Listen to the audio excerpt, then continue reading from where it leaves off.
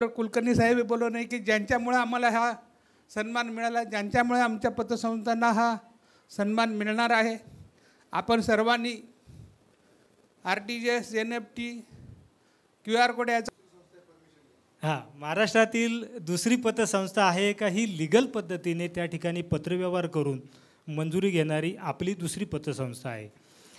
तदनंतर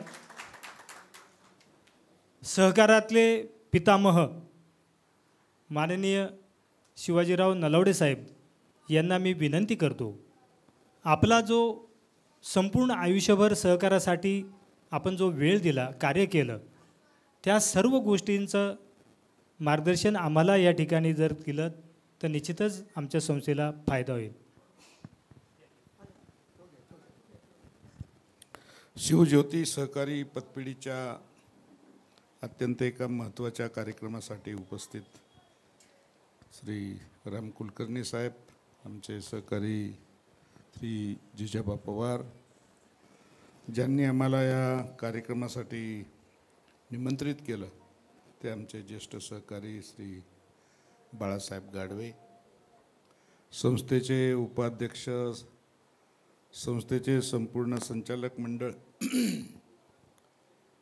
या ठिकाणी कुर्ला नागरिक सहकारी बँकेचे अध्यक्ष, उपाध्यक्ष, उपस्थित सर्व संचालक मंडळ, बँकेचे माजी संचालक आमच्या समोर गोपाळ शेलार दिसत आहेत आणि सर्व सहकारी, उपस्थित सर्व बंधू भगिनी मित्रांनो, शिवज्योती सहकारी पतपेढीने आपल्या 100 कोटीचा ठेवीचा टप्पा हा पार पाडला आणि डिजिटल क्रांतीमध्ये सहभागी होण्यासाठी महत्त्वाच्या बाबीचं उद्घाटन आज आपल्या सर्वांच्या उपस्थितीमध्ये, आम्हा सर्वांच्या सहकार्याने उपस्थितीमध्ये हा कार्यक्रम पार पाडला.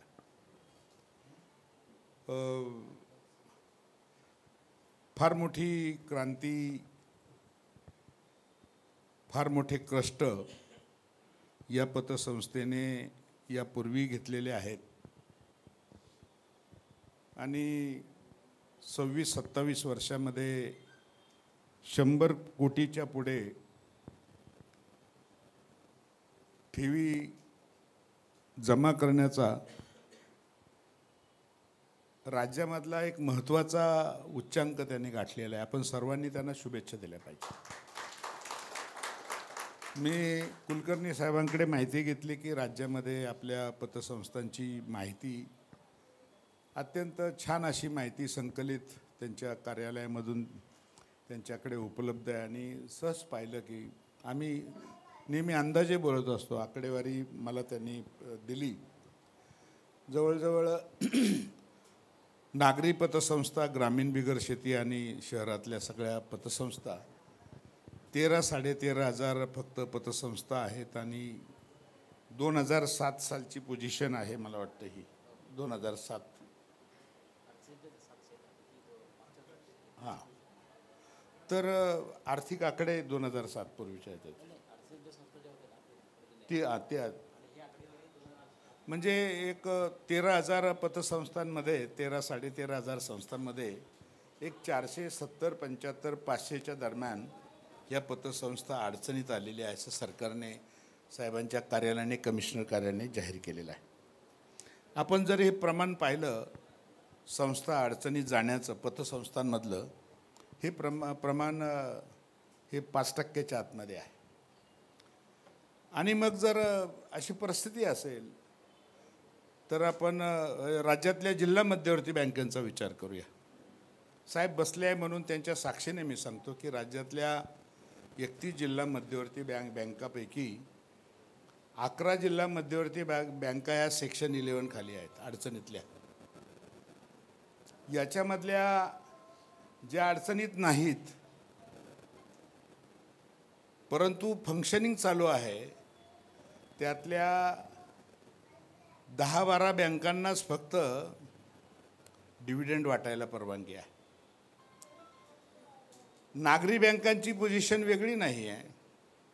नागरी बँकांमध्ये राज्यातल्या जवळजवळ 400-450 नागरी बँकांमध्ये अनेक संकटांना त्यांना तोंड द्यावं लागतं रिझर्व्ह बँकेच्या अनेक नियमाला आदेशांना.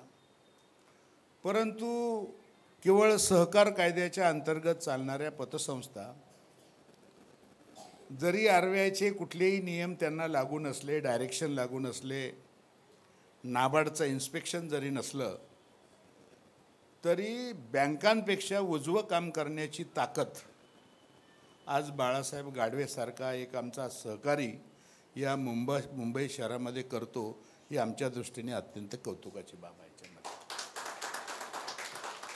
पूर्ण प्रमाण पाहिलं 13,500 या संस्थांमध्ये राज्यामध्ये, तर 2-3 संस्थाच असतील की 1,000 कोटीच्या पुढचा व्यवहार आहे. त्याच्यात शिवकृपा असेल आणि बरोबर ना, ही ज्ञानदीप असेल. 1,000 कोटीच्यावर फक्त 3 संस्था आहेत. बाकी 1 कोटीच्या आतमधल्या पतसंस्थांची संख्या मला वाटतं 8-9 हजाराच्या दरम्यान आहे. म्हणजे ही जी मुवमेंट आहे ही छोट्या माणसाची मुवमेंट आहे. आमच्या जिजाबाईंनी जे सांगितलं ही गोष्ट खरी आहे. ही छोट्या माणसाची मुवमेंट आहे. आणि छोट्या माणसाची मुवमेंट असताना ज्यावेळेला असं सांगितलं जातं, त्यावेळेला ही छोटी माणसं मोठ्या माणसापेक्षा मोठं काम करू शकतात. ते आज या ठिकाणी शिवज्योतीने दाखवलं, हे आपल्याला निदर्शनात समजा. डिजिटल क्रांती, ग्लोबलायझेशन वगैरे हे सगळे मोठमोठे शब्द काही लोकांना असं वाटलं हे फक्त आमची मालकी आहे. प्रायव्हेट बँकांना वाटलं होतं, मोठमोठ्या नॅशनल बँकांना ही आमची मालकी आहे सगळी. हे RTGS असेल, आणखी काही असेल, मोबाईल बँकिंग असेल, हा QR कोड असं वाटलं होतं ही आमचीच मालकी आहे. परंतु आज मी आपल्या कार्यालयाचं या ठिकाणी आभार मानेल की आपण भले 2 संस्थांना त्यांनी मागितली, त्यांनी दिली. मी तर आपल्याला आमच्या जिजाबाईंनी सांगितल्याप्रमाणे सरकारला GR काढायला सांगा की मागेल त्याला परवानगी देण्याचं.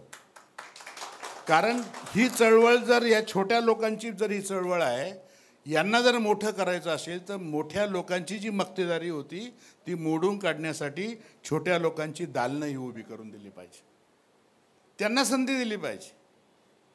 मला सांगा की जवळजवळ 30-35 हजार सभासद आहेत आपले, बरोबर ना? 35,000 सभासद आहे पतसंस्थेचे.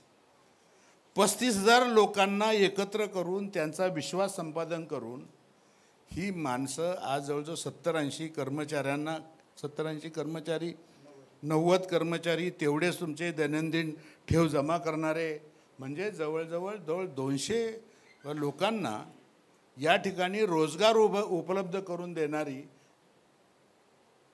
अशी कुठली किमया ह्या राज्यामध्ये, सहकाराशिवाय कुठलीही किमया नाही. म्हणून स्वर्गवासी वसंतदादा पाटलांनी ही जी भूमिका मांडली ह्या राज्यामध्ये, पतसंस्थांना रजिस्ट्रेशन देण्याची आणि त्यांना त्याच्यामध्ये ज्या माणसाला बाजारामध्ये आपली पत करायला संधी मिळाली नाही, माझी पत किती आहे मला संधीच कोणी दिली नाही, ती पत त्याला तयार करण्याचं काम, छोट्या माणसाला जर अधिकार दिले तर तो काय करू शकतो हे दादांनी या राज्यामध्ये घडून दाखवलं.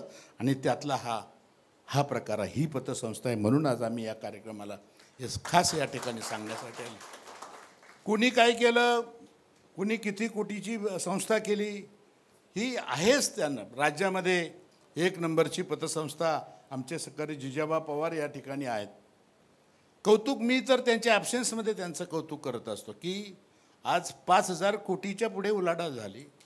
मला त्याच्यापेक्षा ते महत्त्वाचं हे सांगायचं साहेब की ज्यांचा ग्रॉस NPA हा 5% खाली आहे,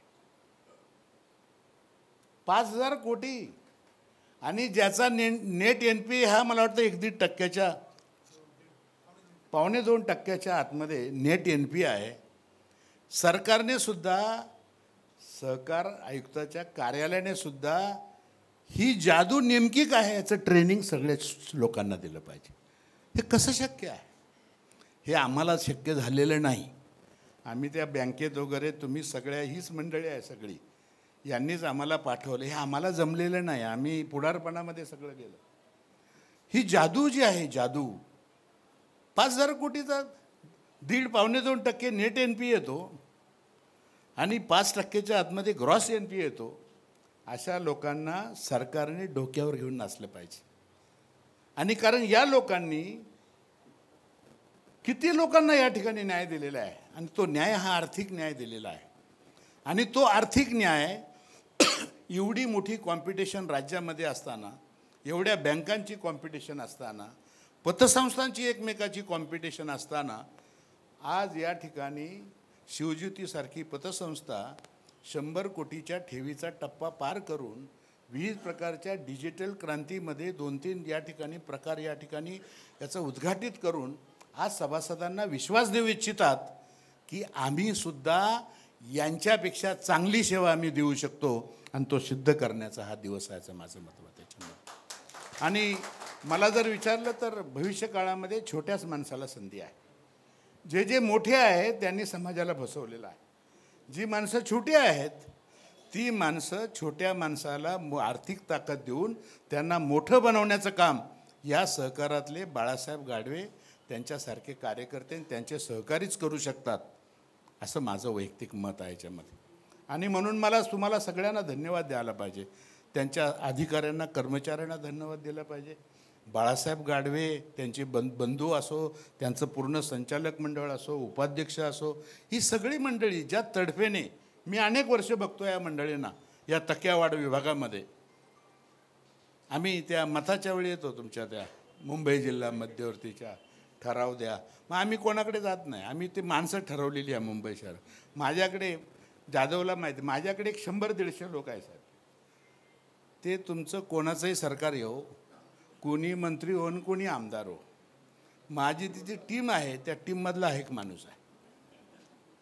आम्ही त्या ठिकाणी काही करायचीच गरज नाही, कारण आम्ही ज्यांच्यावर विश्वास टाकलेला आहे त्यांच्यावर लोकांचा विश्वास आहे आणि आमचा त्याच्यावर विश्वास आहे. आणि हे त्यांनी कृतीने जे सिद्ध केलेलं आहे. म्हणून चुनून आम्ही माणसं शोधलेली आहे शहरामध्ये. असंच राज्यामध्ये सगळीकडे आहे. आणि म्हणून मला या सगळ्या मित्रांना मनापासून धन्यवाद याच्यासाठी द्यायला पाहिजे की ज्या पतसंस्था छोट्या आहेत, ज्या कार्यकर्त्यांना आपली पतसंस्था मोठी करण्याची इच्छा आहे, त्यांना एक प्रकारचा आदर्श दाखवण्याचं काम आजच्या कार्यक्रमामधून होतं. आणि मी तसा पाहिला, मी पण ताई हा एक आदर्श घेऊन माझी संस्था यांची एवढी, माझी एवढीच आहे, एवढ्या साईजची. आणि ज्यावेळेला आम्ही बघतो हे काय कबूल करायला काय अडचण बिडचण काय नाही, त्याच्यामध्ये कसली काय अडचण नाही काय नाही. पण एक आहे, ज्यांची कुवत, ज्यांची फार मोठी कॅपॅसिटी नाही, ते मोठ्या कॅपॅसिटीचे लोक माझ्याबरोबर आहे, दोन्ही बरोबर माझ्याबरोबर आहेत. खूप ताकदवान लोक आहे. आणि ताकदवान लोकांना ताकद कमी असलेला माणूस बरोबर ठेवतो, ही सुद्धा आमची जादूच आहे ना एकमेकांची. आणि म्हणून आपल्याला सगळ्यांना, आपण सगळ्यांनी, गोपाळराव सगळ्यांनी यांना मनापासून शुभेच्छा देऊया. बाळासाहेब हा आमचा अत्यंत जुना सहकारी आहे. त्यांनी त्याची टीम अत्यंत सुंदर अशी आणि अत्यंत लो प्रोफाईल माणूस, अत्यंत लो प्रोफाईल.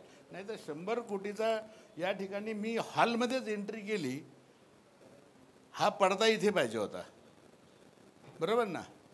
इथे तुतारी बितारी काही दिसली नाही, बरोबर ना. ते म्हणजे जे मी पाहिलं, एंट्री वगैरे केली, एवढ्याच ह्याच्यामध्ये आपल्याला जेवढं झेपेल तेवढं. आणि साहेब हा एक आदर्श आहे. नाहीतर एवढा मोठा कार्यक्रम मी पाहिलेल्या 10 कोटीच्या पतसंस्था, 50 कोटीच्या बँका काय काय खर्च कार्यक्रमाला करतात. आणि आज बाळासाहेबांकडून शिकायला पाहिजे. कमीत कमी खर्चामध्ये हा अत्यंत चांगला कार्यक्रम त्यांनी घडून आणला आहे. आणि हे पण, हे जर माझ्याकडे असतं ना इथे असं माझ्याकडे, मी किमान 5 लाख रुपये खर्च केले असते. हे लाखाला पण पोचले नसतील. मला याच्यात मला व्यक्तिशः आनंद आहे. आम्हाला ते असं भापवायची सवय लागलेली आहे. हे कोणालाही न भापवता जे आपलं सोनं आहे ना ते असं वाजून दाखवत आहे 10 वेळा की हा लोकांचा पैसा आहे, हा सभासदांचा पैसा आहे, हा ठेवीदाराचा पैसा आहे. त्या ठेवीदाराच्या पैशाचं, सभासदांच्या, भागधारकांच्या त्या मालकीचं 100% आज आम्ही आमच्या मुलाबाळाप्रमाणे संरक्षण करणार, ते त्यांनी ह्या कार्यक्रमातून सिद्ध केलं. म्हणून पुन्हा एकदा त्यांना मनापासून, त्यांना आणि त्यांच्या सहकार्यांना शुभेच्छा देतो. आणि आज एका छान कार्यक्रमाला आम्ही लेट झालो. आम्ही सॉरी, आम्ही लेट झालो त्याच्याबद्दल पुन्हा एकदा दिलगिरी व्यक्त करून मी माझं लांबलेलं भाषण संपवून आपल्या सगळ्यांना पुन्हा एकदा शुभेच्छा देतो आणि या ठिकाणी थांबतो. जय हिंद, जय महाराष्ट्र. एक माध्यम केलं, डिजिटल सेवेचं जे माध्यम निवडलेलं आहे त्या डिजिटल सेवेचा शुभारंभ सोहळा या कार्यक्रमाच्या प्रसंगी, उद्घाटन प्रसंगी